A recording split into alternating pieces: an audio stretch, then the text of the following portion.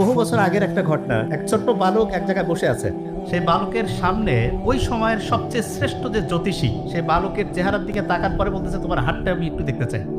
ছোট্ট বালক যখন সেই সবচেয়ে শ্রেষ্ঠ জ্যোতিষীর সামনে হাতটা বাড়াই দিয়েছে, জ্যোতিষী হাত দেখে বাকরুদ্ধ হয়ে গেছে, কি বলবে বুঝতে পারছে না।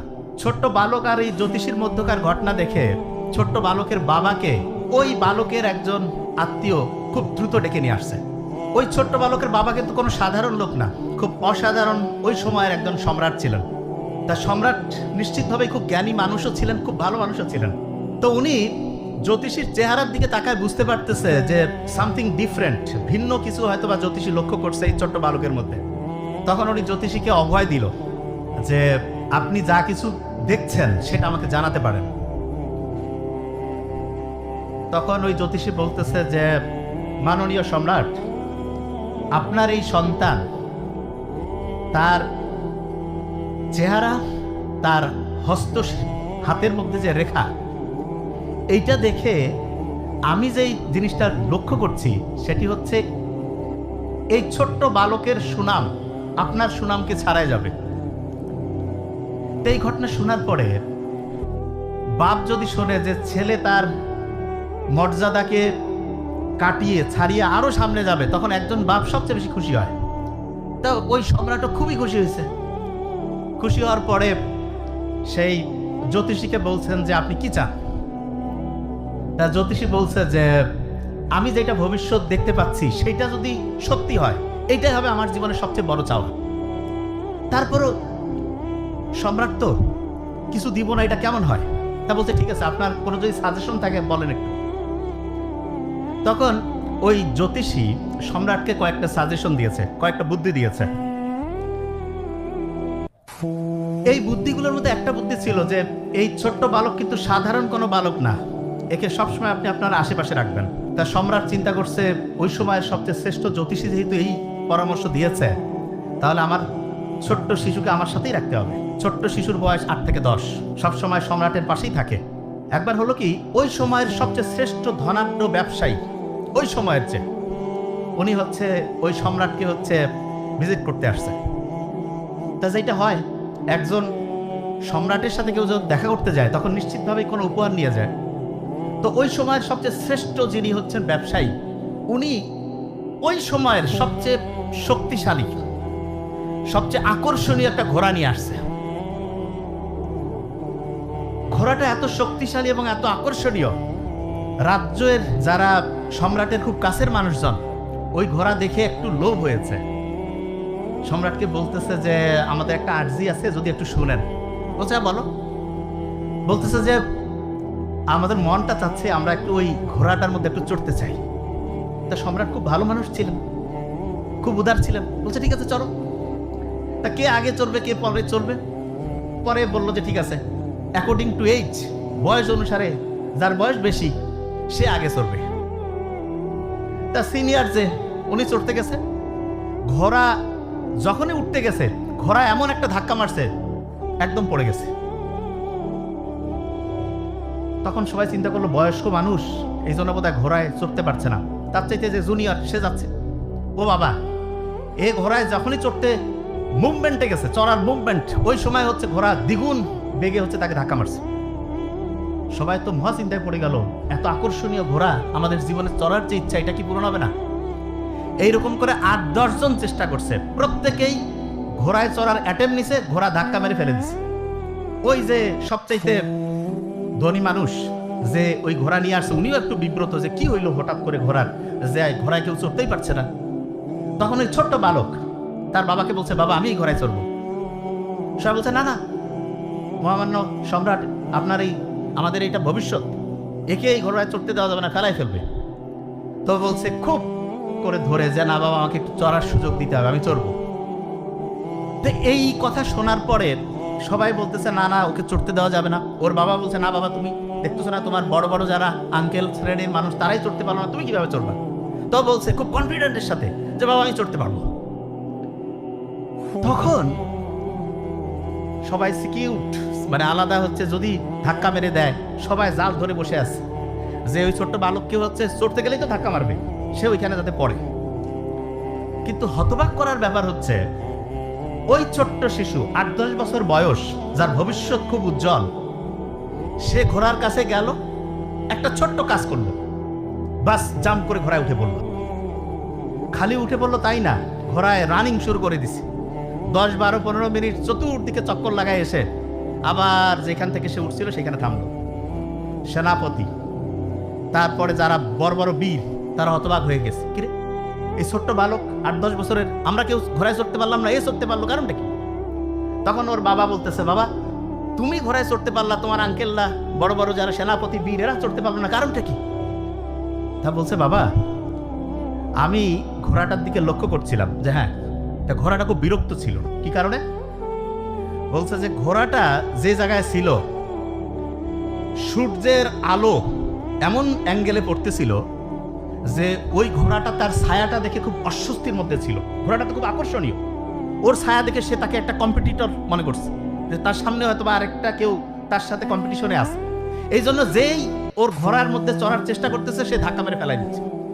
তা বাবা তুমি কি করলা? বললো, আমি যে ঘোড়াটা যেই অ্যাঙ্গেলে ছিল তার মুখটা একটু সরায় নিলাম, এমন অ্যাঙ্গেলে দিলাম ঘোড়াটা তার ছায়া আর দেখতে পাচ্ছে না। তখন সে চিন্তা করতেছে আমার কম্পিটিটর তো চলে গেছে, মন খুশি, খুব খুশি। তখন আমি আরাম করে চললাম। সবাই তো অবাক হয়ে গেছে, এই ছোট্ট শিশু এই জিনিসটা লক্ষ্য করছে, আমরা কেউ লক্ষ্য করলাম না। তখন সম্রাট খুব খুশি, বলছে, বাবা তুমি আমার কাছে কি চাও বলো। তা সবাই চিন্তা করতেছে, যতই ঘোড়ার এই কেরামতি সে দেখা, ছোট্ট 8-10 বছরের শিশু কি যাবে। ও বলতেছে, বাবা আমি পারস্য চাই তোমার কাছে। পারস্য চাই কথাটা অনেকে আমরা বুঝতে পারবো না যে এটার মানেটা কি। বাংলাদেশের একটা 8-10 বছর ছেলেকে যদি বলা হয় যে বাবা তুমি এখন কি চাও, সে যদি কয় আমি সারা পৃথিবীর আমেরিকা, রাশিয়া এগুলো সব দখল করব, এই কথার লোড যা বুঝায়, ওই সময়ে পারস্য জয় করার তার চাইতে বেশি লোড ছিল। তার মানে পারস্য ছিল ওই সময়ের সুপার পাওয়ারফুল কান্ট্রি, ওইটা সে দখল করতে চায়, যে বাবা আমি ওইটা জিতবো। ওর বাবাও জানতো যে এই ছেলের ভবিষ্যৎ উজ্জ্বল, কিন্তু এতটা উজ্জ্বল ওর বাবা একটু ঘাবড়ায় গেছে।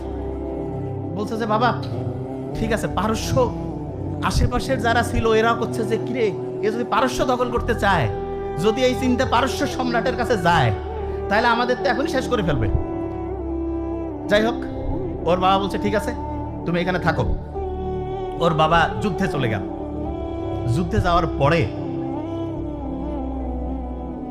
কয়েকটা রাজ্য দখল করতে করতে হঠাৎ করে তার বাবা হচ্ছে যে যুদ্ধে হচ্ছে নিহত। তার মানে সম্রাট শেষ। সম্রাট যখন শেষ হয়ে যায় সাধারণভাবে, তখন তো আর ওই গণতন্ত্র ভোট এগুলো ছিল না।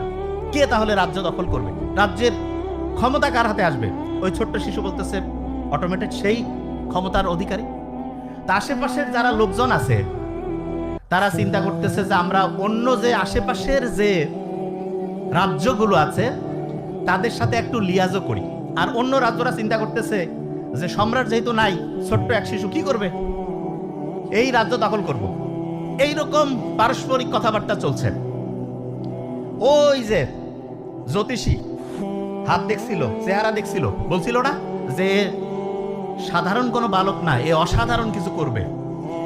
এবং কয়েকটা সাজেশন যে দিয়েছিল, তার মধ্যে একটা সাজেশন ছিল আপনার সাথে সবসময় রাখবেন, নাম্বার 1। নাম্বার 2 সাজেশন ছিল যে খুব ভালো কোনো টিচারের কাছে আপনার সন্তানকে শেখাবেন।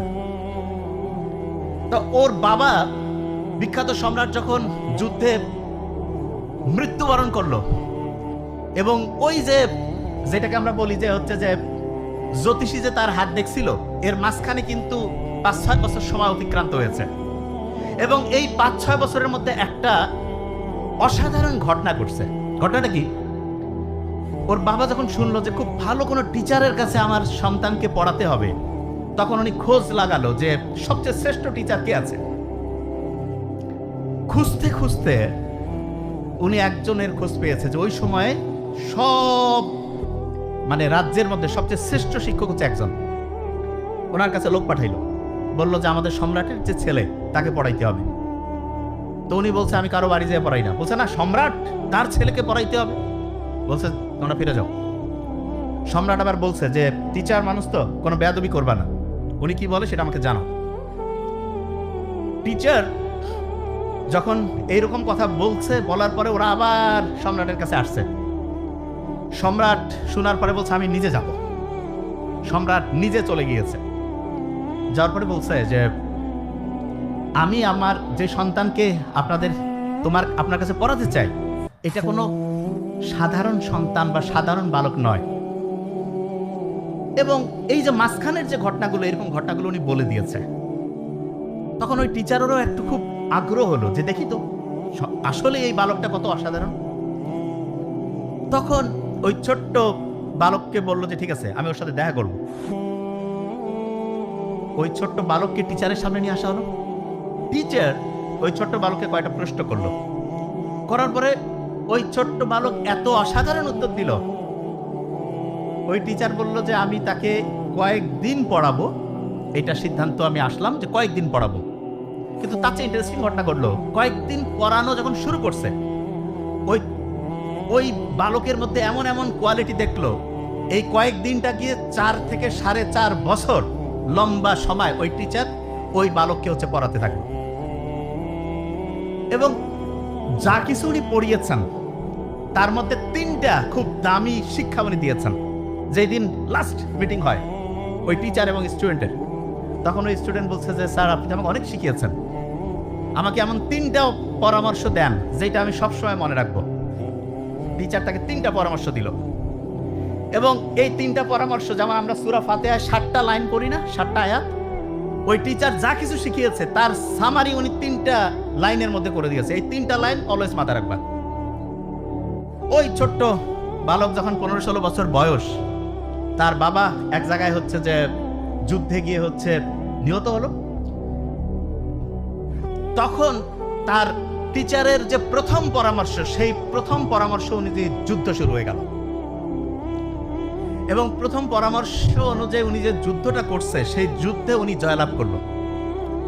এরপরে আরো দ্বিতীয় পরামর্শ, তৃতীয় পরামর্শ, এই জায়গায় আমি আসবো, এটা জায়গায় আসবো, এটাতে আমরা আবার ফিরে আসবো। তার আগে আমি অন্য জায়গায় যেতে চাই।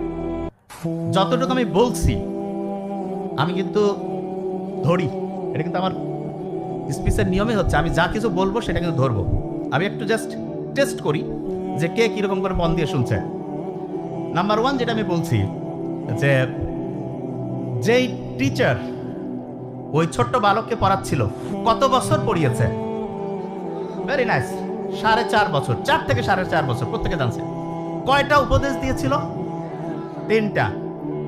15-16 বছর বয়সে তার বাবা যুদ্ধে হত্যা হয়েছে, তার বাবা যুদ্ধে মারা গিয়েছে।